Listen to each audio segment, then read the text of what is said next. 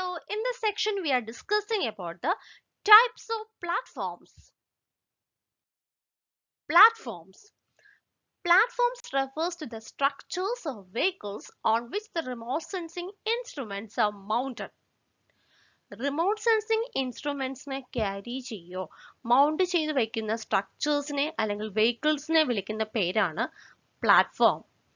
A platform is a carrier or vehicle for remote sensors for which they are bound. Platform എന്ന് പറയുന്നത് remote സെൻസേഴ്സിനെ carry ചെയ്യുന്ന കാരിയേഴ്സോ വെഹിക്കിൾസോ ആവാം. There are three broad categories of remote sensing platforms. Remote sensing പ്ലാറ്റ്ഫോംസിനെ പ്രധാനമായിട്ടും മൂന്നായിട്ടാണ് തിരിച്ചിരിക്കുന്നത്.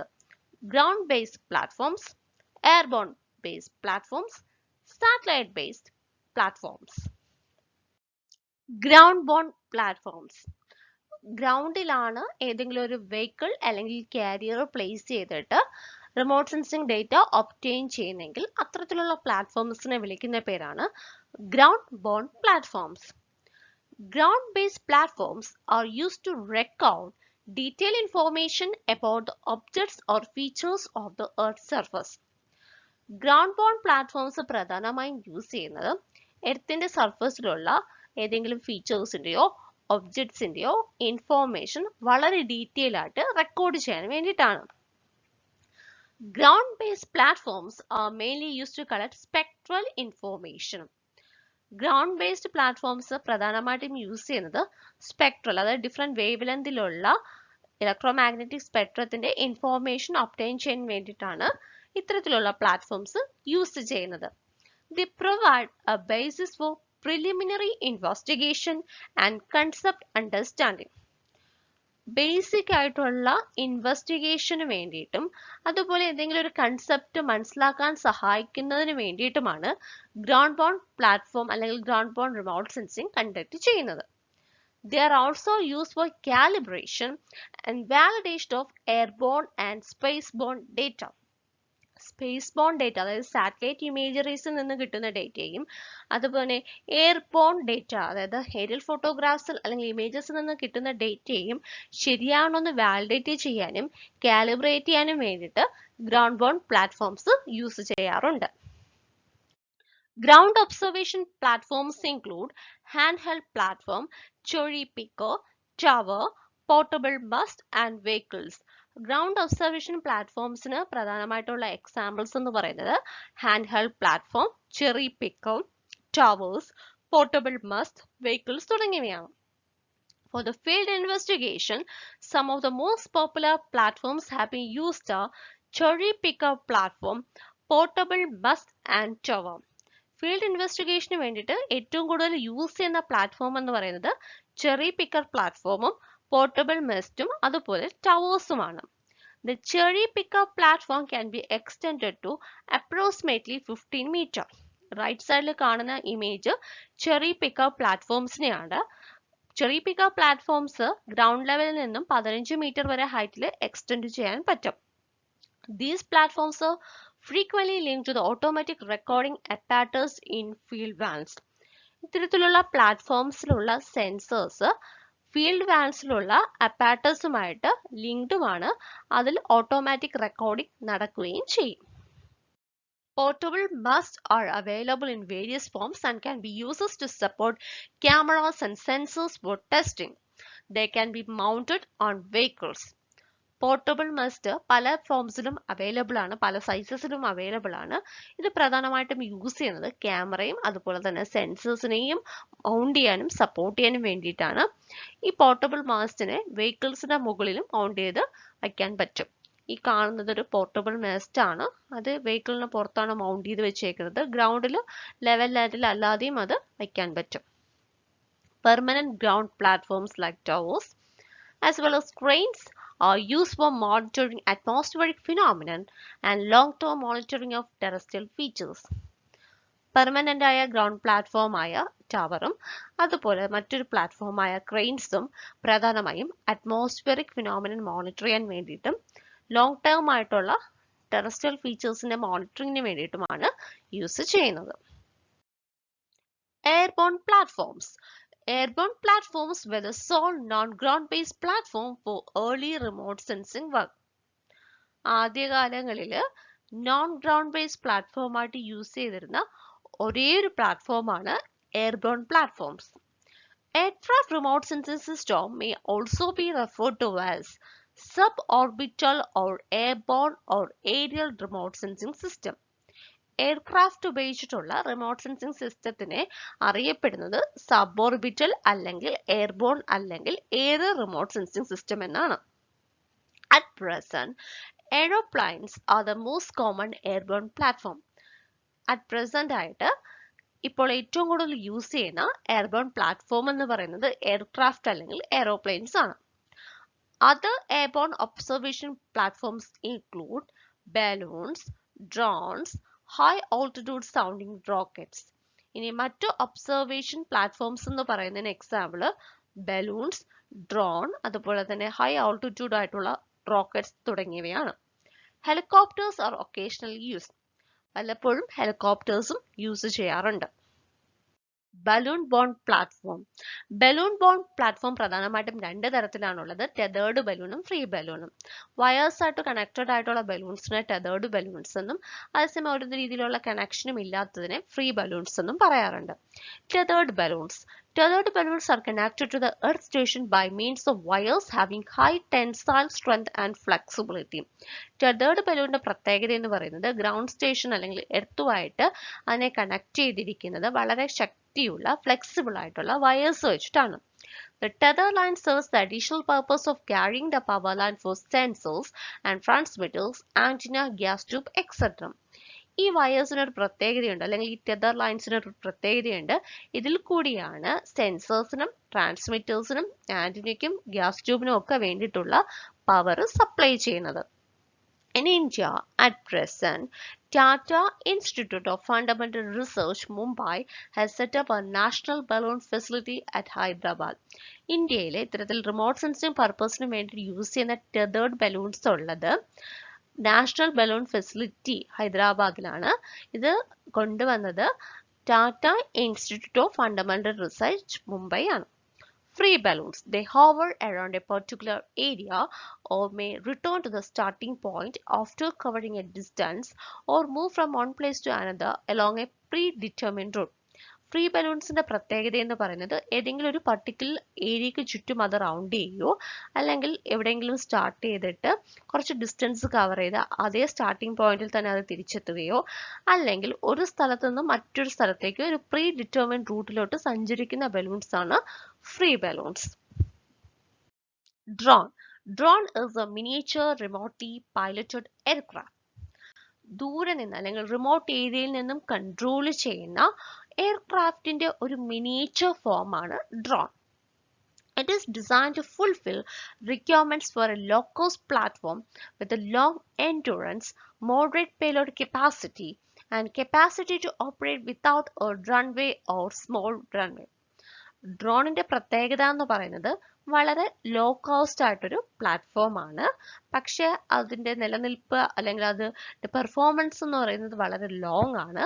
മാത്രമല്ല അതിന്റെ capacity വളരെ മോഡറേറ്റ് ആണ്. മാത്രമല്ല ഒരു റൺവേയോ അല്ലെങ്കിൽ ചെറിയൊരു റൺവേയോ പോലും ഇല്ലാതെ ഓപ്പറേറ്റ് ചെയ്യാൻ പറ്റുന്ന ഒരു പൈലറ്റഡ് എയർക്രാഫ്റ്റ് ആണ് drone. Drone includes equipment of photography, infrared detection, radar observation and TV surveillance. ഇനി ഡ്രോണിൽ പ്രധാനമായിട്ടുമുള്ള ഫംഗ്ഷൻ എന്ന് പറയുന്നത് ഫോട്ടോഗ്രാഫി എടുക്കാൻ പറ്റുന്നുണ്ട്, TV സർവൈലൻസ് പറ്റുന്നുണ്ട്, റഡാർ ഒബ്സർവേഷന് പറ്റുന്നുണ്ട്, അതുപോലെ തന്നെ ഇൻഫ്രാറെഡ് ഡിറ്റക്ട് ചെയ്യാനും ഡ്രോൺ സഹായിക്കുന്നുണ്ട്. It uses satellite communication link.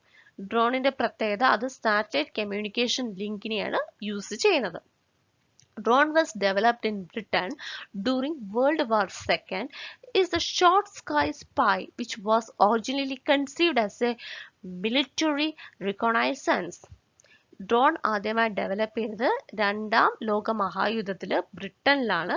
ഇതൊരു ചെറിയൊരു സ്പൈ ആയിട്ടാണ് ഇതിനെ ആദ്യമായിട്ട് മിലിറ്ററി പർപ്പസിന് വേണ്ടിയിട്ടാണ് യൂസ് ചെയ്തിരുന്നത്. Now it plays an important role in remote sensing. ഇപ്പോൾ അത് ഏറ്റവും കൂടുതൽ റിമോട്ട് സെൻസിംഗ് പർപ്പസിന് വേണ്ടിയിട്ടാണ് യൂസ് ചെയ്യുന്നത്. The unique advantage is that it could be accurately located about the area for which the data was required and capable to provide both night and day data. ഇതിൻ്റെ ഒരു പ്രത്യേകത എന്ന് പറയുന്നത് ഏത് ലൊക്കേഷൻ്റെ ഫോട്ടോയാണോ അല്ലെങ്കിൽ ഡേറ്റയാണോ നമുക്ക് വേണ്ടത് അതിന് കൃത്യമായിട്ട് മുകളിൽ നിന്ന് ആ ഒരു ഡേറ്റ നമുക്ക് കളക്ട് ചെയ്യാനും പറ്റും. മാത്രമല്ല ഡേ ആണോ നൈറ്റ് ആണോ ഏത് സമയത്ത് വേണമെങ്കിലും ഡേറ്റ ക്യാപ്ചർ ചെയ്യാൻ പറ്റുന്ന ഒരു കപ്പാസിറ്റി ഉള്ളൊരു പ്ലാറ്റ്ഫോമാണ് drone. Aircraft based platforms. Commercially available aircrafts are modified to house the remote sensing equipments. Commercial പർപ്പസിന് വേണ്ടി യൂസ് ചെയ്യുന്ന എയർക്രാഫ്റ്റ്സിനെ തന്നെ റിമോട്ട് സെൻസിങ് പർപ്പസിന് വേണ്ടിയിട്ടും യൂസ് ചെയ്യുന്നുണ്ട്. In India 4 types of aircrafts are currently used for remote sensing operation. ഇന്ത്യയിൽ at present ആയിട്ട് 4 aircrafts ആണ് പ്രധാനമായിട്ടും റിമോട്ട് സെൻസിങ് ഓപ്പറേഷൻസിന് വേണ്ടിയിട്ട് യൂസ് ചെയ്യുന്നത്. Dakota, Avro, Cessna, Canberra. Aircraft platforms offer an economical method of remote sensing data collection for small to large study areas with cameras, electronic images, across track and along track scanners, radar and microwave scanner. Aircraft പ്ലാറ്റ്ഫോംസിന്റെ പ്രത്യേകത എന്ന് പറയുന്നത് വളരെ ഇക്കോണമിക്കലായിട്ട് remote sensing data collect ചെയ്യാൻ വേണ്ടിയിട്ട് use ചെയ്യുന്ന ഒരു പ്ലാറ്റ്ഫോമാണ്. ചെറിയൊരു സ്റ്റഡി ഏരിയ മുതൽ ലാർജ് സ്റ്റഡി ഏരിയ വരെയുള്ള ഡേറ്റ ക്യാമറയുടെ സഹായത്തോടു കൂടിയോ ഇലക്ട്രോണിക് ഇമേജസിന്റെ സഹായത്തോടു കൂടിയോ റഡാർ അല്ലെങ്കിൽ മൈക്രോവേവ് സ്കാനേഴ്സിന്റെ സഹായത്തോടു കൂടിയോ അക്രോസ് ട്രാക്ക് അല്ലെങ്കിൽ എലോങ് ട്രാക്ക് സ്കാനേഴ്സിന്റെ സഹായത്തോടു കൂടിയൊക്കെ കളക്ട് ചെയ്യാൻ സഹായിക്കുന്നു. Aircraft platforms acquire imagery under suitable weather conditions. It controls platform variables such as altitude. Aircraft പ്ലാറ്റ്ഫോമിന്റെ ഒരു പ്രത്യേകത എന്ന് പറയുന്നത് വളരെ ഉചിതമായിട്ടൊരു വെതർ കണ്ടീഷൻ ഉള്ളപ്പോൾ മാത്രമാണത് ഇമേജറി അല്ലെങ്കിൽ ഡേറ്റ അക്യൂർ ചെയ്യുന്നത്. മാത്രമല്ല അതിന്റെ ഓൾട്ടിറ്റ്യൂഡ് ആ ഒരു ഡേറ്റ കളക്ഷനെ കൺട്രോളും ചെയ്യുന്നുണ്ട്. Time of coverage can also be control. Altitude അതിനെ കൺട്രോൾ ചെയ്യാൻ പറ്റുന്നതിനെ പോലെ തന്നെ എത്ര സമയമാണ് കവറേജ് വേണ്ടത് അതിനെയും കൺട്രോൾ ചെയ്യാൻ പറ്റും. However, it is expensive, less stable than spacecraft and has motion blurring. ഇനി ഇതിന്റെ ഒരു ഡിസഡ്വാൻറ്റേജ് എന്ന് പറയുന്നത് എയർക്രാഫ്റ്റ് ഇമേജറീസ് എന്ന് പറയുന്നത് അല്ലെങ്കിൽ ഏരിയൽ ഫോട്ടോഗ്രാഫ്സ് അല്ലെങ്കിൽ ഇമേജസ് എന്ന് പറയുന്നത് വളരെ എക്സ്പെൻസീവ് ആണ്. ഒരു സ്പേസ് ക്രാഫ്റ്റ് അല്ലെങ്കിൽ സാറ്റലൈറ്റ് നിൽക്കുന്നത് പോലെ സ്റ്റേബിൾ ആയിട്ട് ഒരിക്കലും ഒരു എയർക്രാഫ്റ്റ് നിൽക്കത്തില്ല. ലെസ് സ്റ്റേബിൾ ആണ്. മാത്രമല്ല കണ്ടിന്യൂസ് ആയിട്ട് അത് സഞ്ചരിക്കുന്നത് കൊണ്ട് മോഷൻ ബ്ലറിങ് ആ ഇമേജസിൽ വരാൻ സാധ്യതയുണ്ട്. Everest hyperspectral imaging is famous aircraft aerial photographic operation of USGS. Use ചെയ്യുന്ന ഒരു ഇമ്പോർട്ടൻ്റ് ആയിട്ടുള്ള ഒരു ഏരിയൽ ഫോട്ടോഗ്രാഫിക് ഓപ്പറേഷൻ എന്ന് പറയുന്നത് യുണൈറ്റഡ് സ്റ്റേറ്റ്സ് ജിയോളജിക്കൽ സർവേയുടെ എവറസ്റ്റ് ഹൈപ്പർസ്പെക്ട്രൽ ഇമേജിംഗ് ആണ്. Low altitude aircraft. It is the mostly wide used and generally operates below 30,000 feet.